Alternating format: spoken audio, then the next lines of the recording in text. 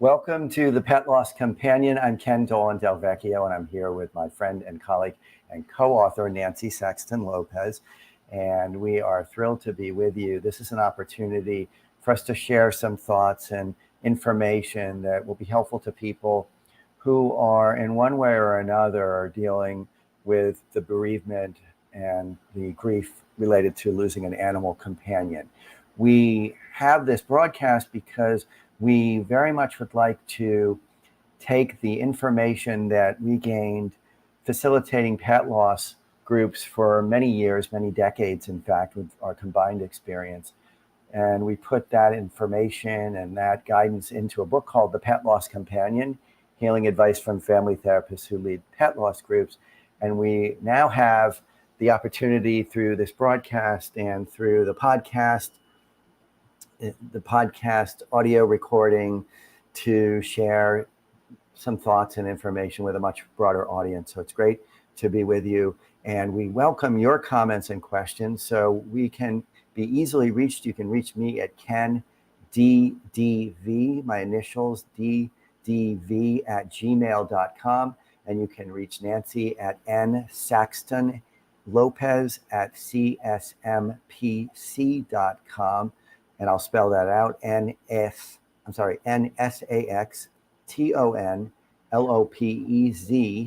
at csmpc.com.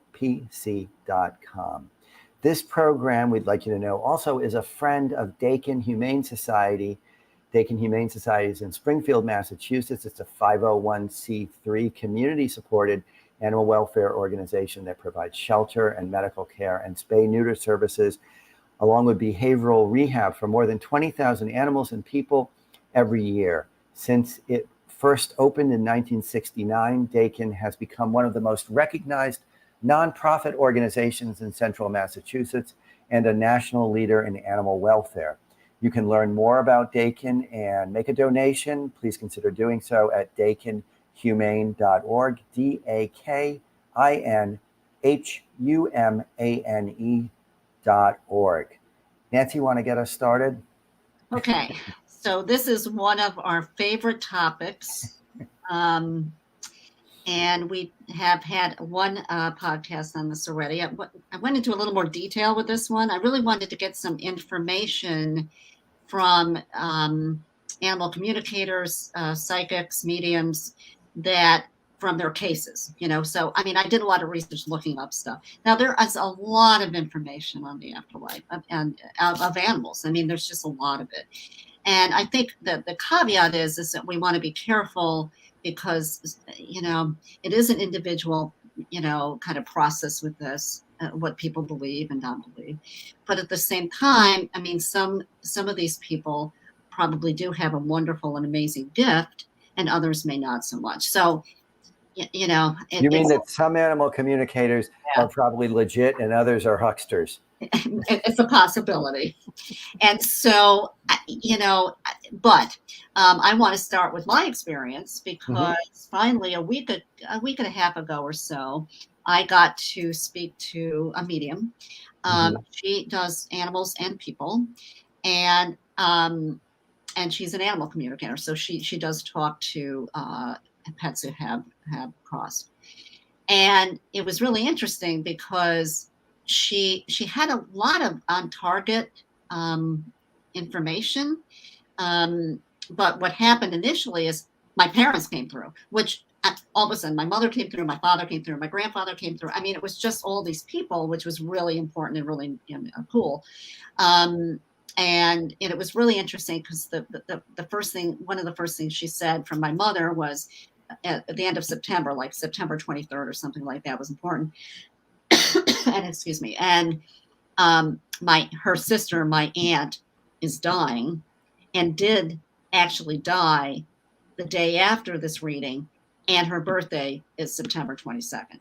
So it was really interesting that she had that information. So what did she say?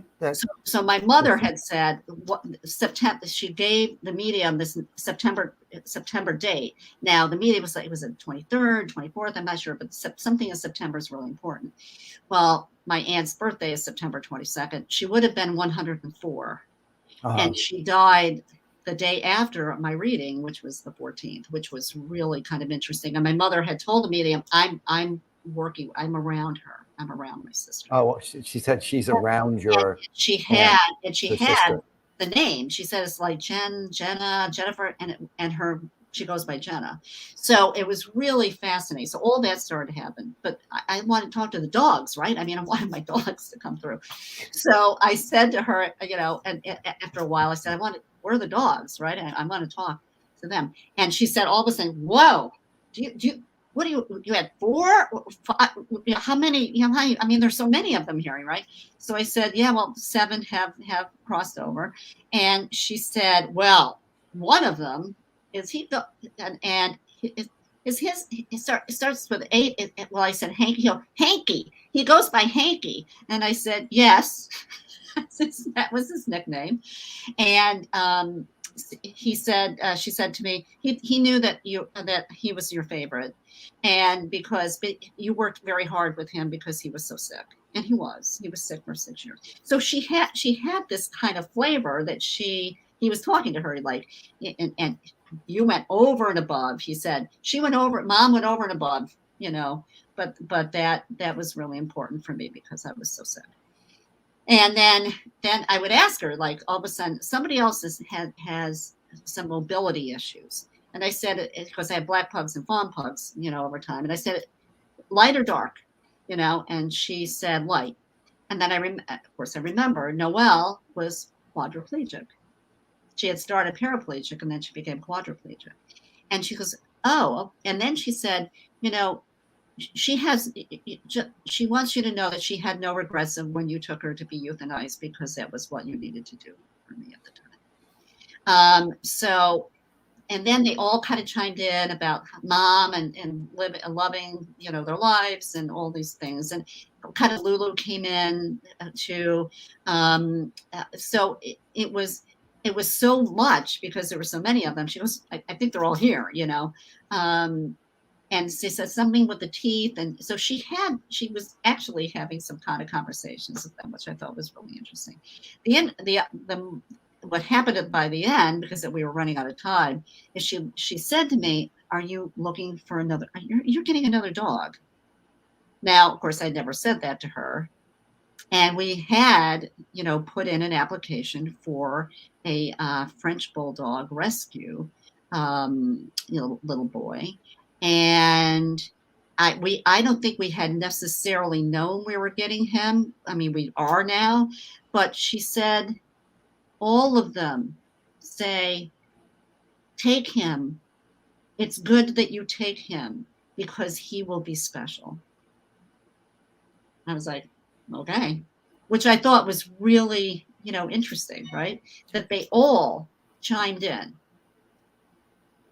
Oh, very reassuring, right? That's the overall feeling of the consultation is very reassuring, it sounds to me.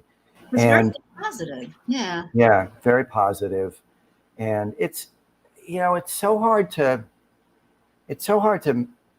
know what to think about these kinds of things. And I've had experiences with a medium, and I regularly have some experiences with feeling dogs' presences after they are deceased, and still I'm pretty skeptical. Well, right. And it takes place in this other frame of consciousness that we're not usually in. So I'll tell you, I was just telling you a few minutes ago. So I have a new puppy, and I can feel Abigail around. Yeah. And Abigail died on August 23rd.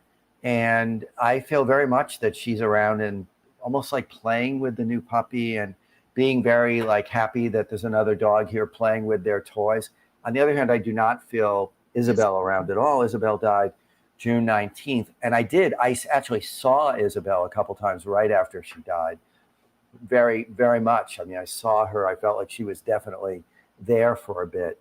And even as I say that, it's kind of like in this place of, I don't know what to make of it. It's not real in the sense that everyday experiences. And I've told you about an experience with a psychic who predicted my relationship with Tim very assertively, like, Yeah. telling me his name, who predicted that I would write books before I'd written even an article, was very assertive about that, said 4 or 5 books. I've written or co-authored 4 books. And that was before any of that happened. And so I believe in it, and I practice it sometimes in terms of I see things and experience things, and yet it still is in sort of a sideways realm of consciousness, right? Well, because it's a whole different dimension, right? Yeah, so we're not in that dimension. So what I did is, I looked up some animal communicators online and some stories. So I had one story. The woman who wrote it was Jill Karen, Karen. It's How an Animal Communicator Brought Me to Tears. It came out in November of 2020. So she was a non-believer. She wasn't sure about what she was going to get from this animal communicator, animal medium. And she had 2 dogs that passed away within a few months of each other, and they both had lived with her for about 14 years. So she had questions. So the psychic said, give me some questions, and I will try to answer them. So her first question was, are my girls together in spirit? And she said they were for a very short time. One was in spirit when the other met her, but then they moved on to go back into the body of another waiting vessel. So here is the reincarnation part, right? So the first one that died was on her way to become go into another animal of some sort.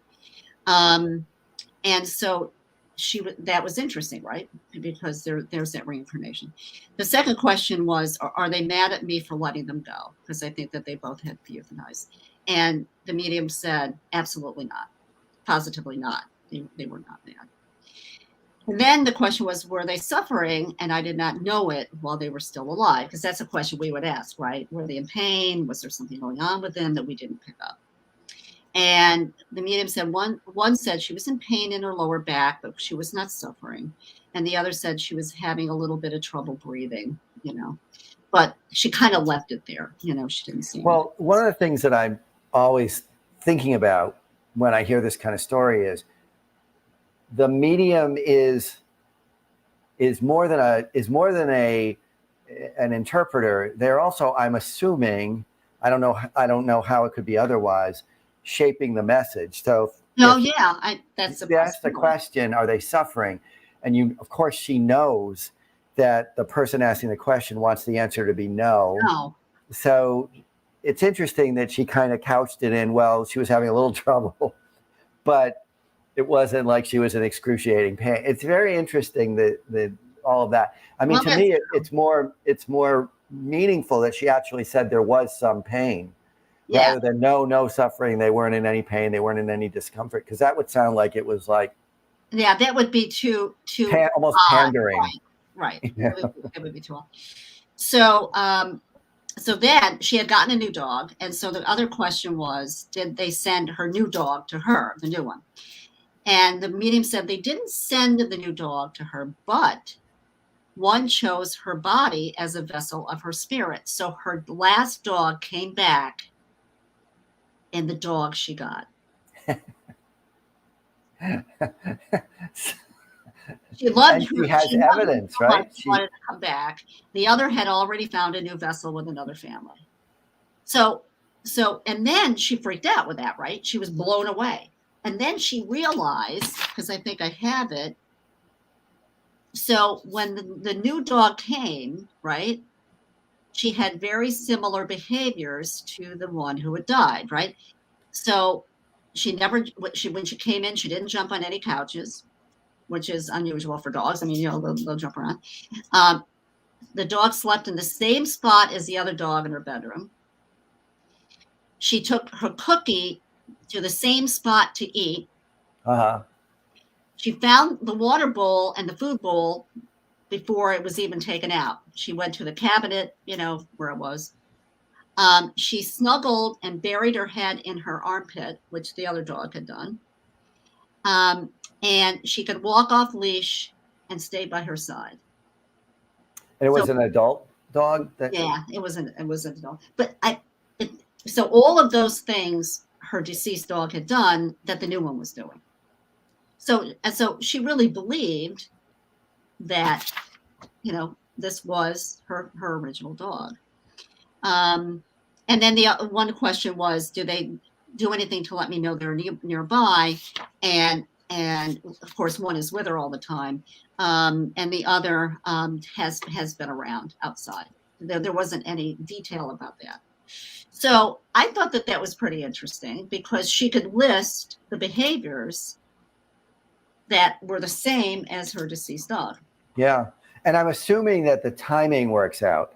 Like right, exactly. that her dog died before the other dog was born. Right. Mm-hmm. I mean, I guess it wouldn't make sense otherwise. Yeah, right. So I thought that was pretty interesting. Yeah, it's fascinating. And so there was another article from an animal communicator, and these are some of the things that she has said. The Rainbow Bridge is real. Okay, we always talk about the Rainbow Bridge. This is where all the animals go over when they pass on, and so that's the concept. This is real. Your pets will escort you across the Rainbow Bridge when you die. So they'll all come for you and take you across the bridge. Okay. Now, this particular woman did not believe they were reincarnated. So this is different than the first woman, because she said they're, and I did look that up, and more people believe that they are reincarnated than not. And they can choose different species, actually. They don't have to come back actually as a dog or a cat. But they can come back to the same family.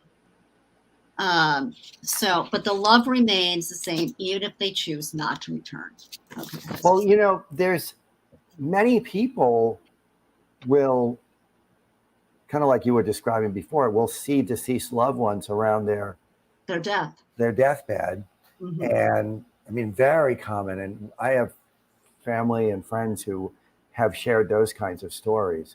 And in fact, my mother, when she was at the end of her life, very end, she would see a little girl come. She didn't know who she was, but it was the same spirit that she would describe as being present periodically shortly before she died.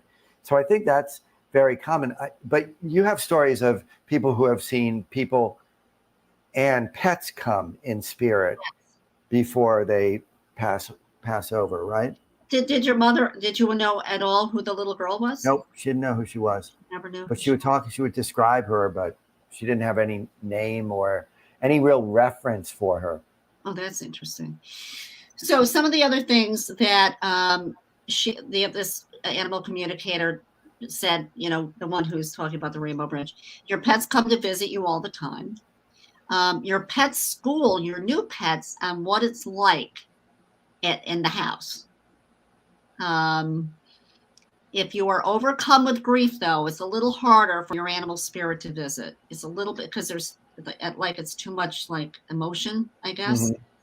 Mm-hmm. But they know you loved them, and they will love you forever, and they are never angry with your part in their death. So if you euthanize them, they're never angry with that, which I thought was really cool.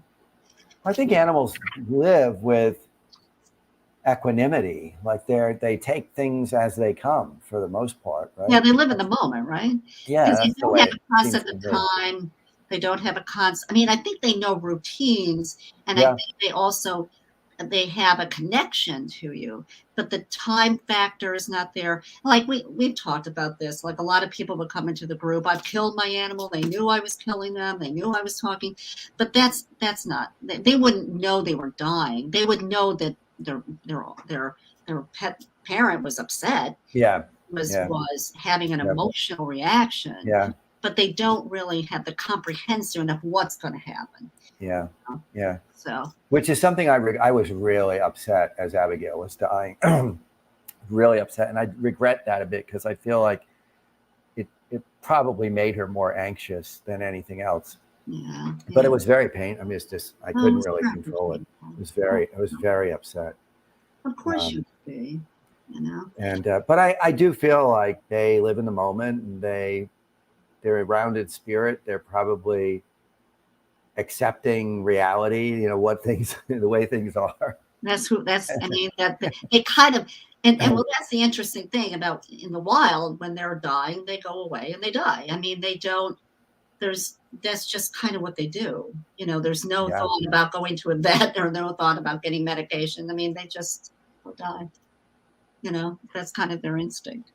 You had some stories about people who on their deathbeds were Yeah, visited by people and their pets, right? Right. So, Yeah. so there was a near-death experience research foundation. I guess that's a foundation, near-death experience research. And so there were some stories here. A young seaman who recalled an experience that followed a life-threatening fall from a Navy pier. So, young guy, I guess, he had fallen, and he lost consciousness.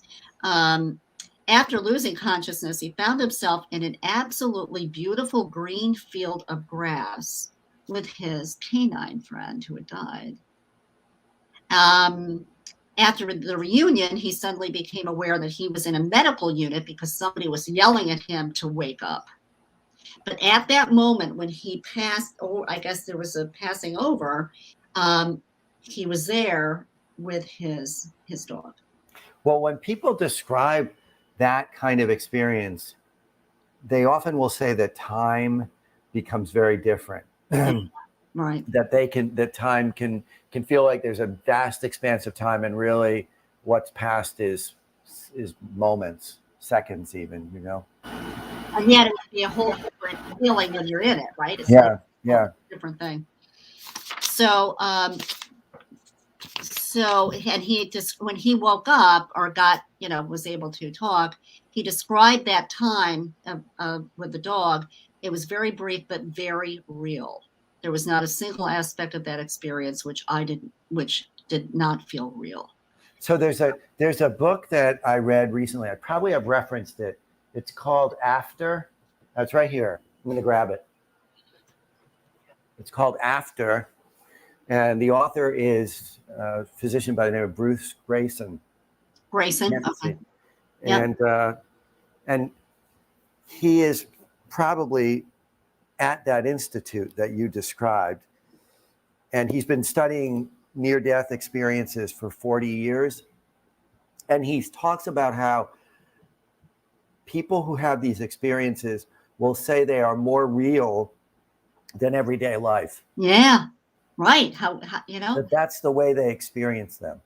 That they are more, it's a clearer, it's more real than real life. So it's fascinating, right? It's one of those things, because you'd have to have that experience to understand that. Yeah. Well, his hypothesis is that when we are inside our bodies, we are less free to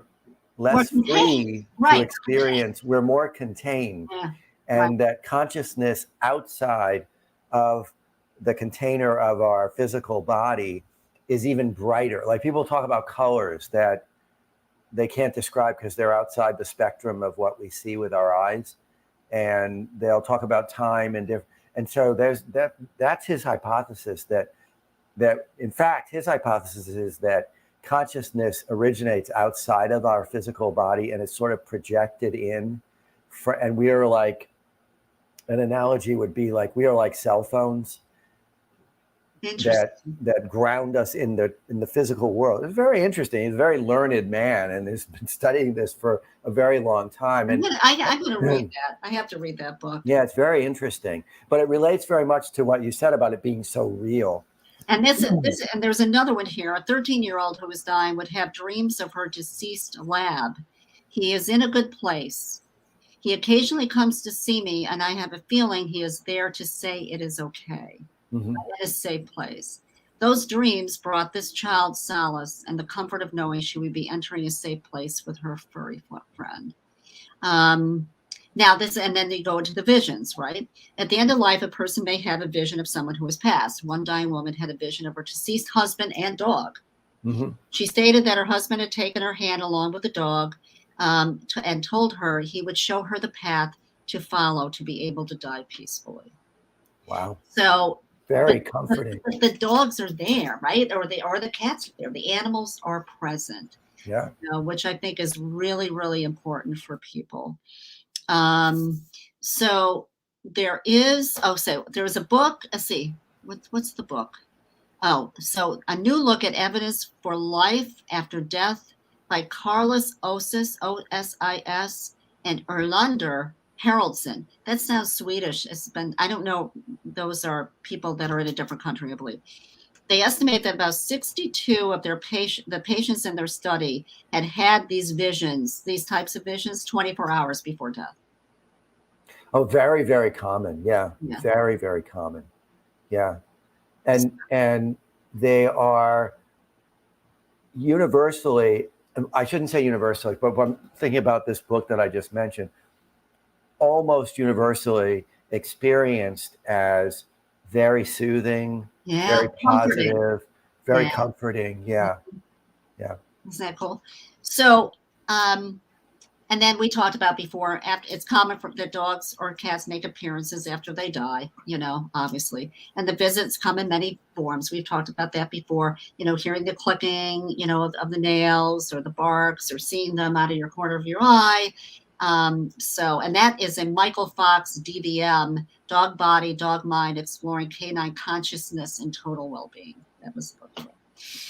So it's interesting. I do have an update too. Remember we talked about a couple weeks ago, I was working with 3 people with 3 dogs that were very elderly and sick. They are all still alive. They're all still alive. And one of them was, she had actually set up for a euthanasia vet to come out. And I didn't hear back. And so a week went by or so. When I got to her, she goes, oh, she's okay. She's better. So all 3 women, all of the dogs are still alive. It's not time yet. It's not their time yet. Even though there was a lot of panic during that week. Remember, it was a whole week and all these things were happening in 1 week. Yeah. And that was like 3 weeks ago and they're still alive. So it's okay. That's good. I mean, the longer we can be with them. Yeah, the better it is. I have this little puppy, and because of losing these other 2 so recently, it is so impressed upon me how short our time together is, and really how short our lives are, and their lives are, of course, much, much shorter. But it's something like to keep that impression in my head, like I'm holding this little dog who every day is bigger than she was the day before. I had to put a new hole in her collar because the next one was a little too loose, but the one it was on was a little too tight. And I swear, I pick her up and it's like, wow. And she's gained 1.5 pounds in less than a week. Oh my goodness. Yeah. So unless I know a week, it was a week ago that I adopted her. So she's gained 1.5 pounds. Oh my God. And how big is she going to get? They think about 40 pounds. She's now 9.5 pounds or anywhere from 25 to 40. It's hard to know because that's a big difference. You have no idea what her parentage is, but she's going through a growth spurt at 2.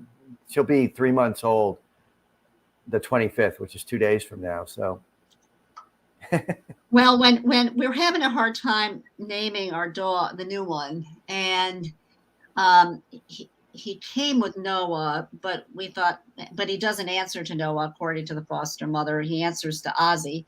Now, Aziz in Turkish is precious, but I'm not sure about Ozzy. So, Of course, now. People are doing Brooklyn or something. So I said Bronx, right? My husband's from the Bronx, right? So we call him Bronx. And of course, there's a saying in the Bronx about boogie down Bronx. So now he wants to name a boogie. I don't know. Well, I mean, whatever fits. Like our dog, Tim was saying maybe you should call her Lucy. And I don't know, he might have come up with Hildy or but she looks very schnauzery, like. She's Hildy. So She is a Hildy. It's like, so that word, Hildegard. Hildegard is a beautiful Hildy name. is what her friends call her. That's right. But her name, I might have mentioned that at the shelter they named her Pookie. And I will not have a Pookie in my home. No, I understand. I wouldn't do Pookie either. So all of this to say, I think there's so much we don't know. Oh, I know. There's so much that is open to experience and perception. It's, to what extent do we have an open heart and an openness to the possibilities is really, because there are things we're never going to understand. No. I was thinking about this today because, as I mentioned, we have a number of friends and family in our lives who are going through really profound illnesses that are said to be likely to be terminal. And I was wondering, will we ever really understand? Will we ever really know what happens? And I think the answer is no. Because we can't be 100% clear. And then I say, well, technology is always racing forward. So who knows? And we do have stories of people who are very clearly recalling past lives. So. Yes. Well, I will say this to end. I mean, I really got a lot. It was really comforting for me to talk, to know that they're all there and they watch. And it was really interesting because my dad said, we do watch over you. My mother and when we went to the communicator, they were saying that she was saying that both of my son's grandparents are always checking in on him. Because he was seeing them. He was a little baby. He was seeing, people on the wall. And that's why we started going to the communicator, because we were wondering what that was about. And he's seen all kinds of things. So, and this communicator told me that I see all kinds of spirits and whatnot too, which I do, but I don't see them as clearly often as some of these people do clearly, Now, the other thing is, if somebody, I didn't want to give the name of the communicator on air, but if somebody's interested, you can email me. Okay. All right. Great.